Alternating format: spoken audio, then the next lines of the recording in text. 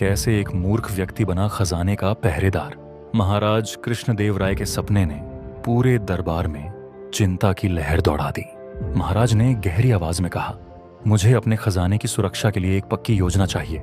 कुछ देर तक खामोशी छाई रही। फिर एक एक करके सभी मंत्री और सेनापति अपने अपने सुझाव देने लगे।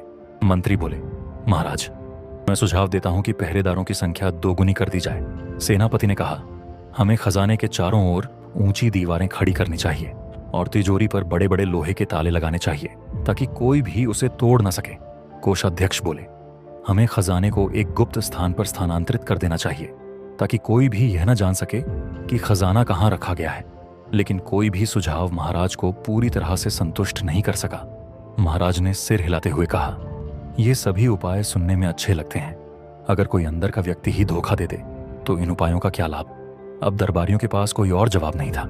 महाराज ने तेनालीराम की ओर देखा और गंभीर स्वर में पूछा, तेनाली, तुमने अब तक कुछ नहीं कहा, तुम्हारी क्या राय है। तेनालीराम मुस्कुराए और बोले, महाराज, अगर आप सच में अपने खजाने की सुरक्षा चाहते हैं तो आपको एक मूर्ख व्यक्ति को सुरक्षा प्रमुख बनाना चाहिए।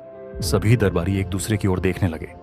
कुछ तो हैरान रह गए तो कुछ को लगा कि तेनाली मजाक कर रहे हैं। मंत्री बोले, ये क्या कह रहे हो तेनाली, कोई मूर्ख व्यक्ति इतनी बड़ी जिम्मेदारी कैसे संभालेगा।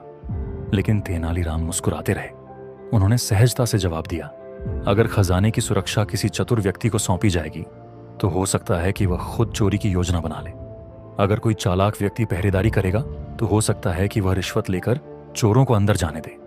लेकिन एक मूर्ख व्यक्ति, वह बस वही करेगा जो उसे कहा जाएगा।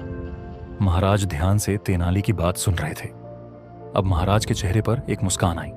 महाराज ने गहरी सोच में सिर हिलाया और फिर घोषणा की, तेनाली की बात में सच्चाई है। हम एक ऐसे व्यक्ति को सुरक्षा प्रमुख नियुक्त करेंगे जो सीधा साधा हो, जिसे लालच ना हो और जो अपने काम को पूरी ईमानदारी से करे।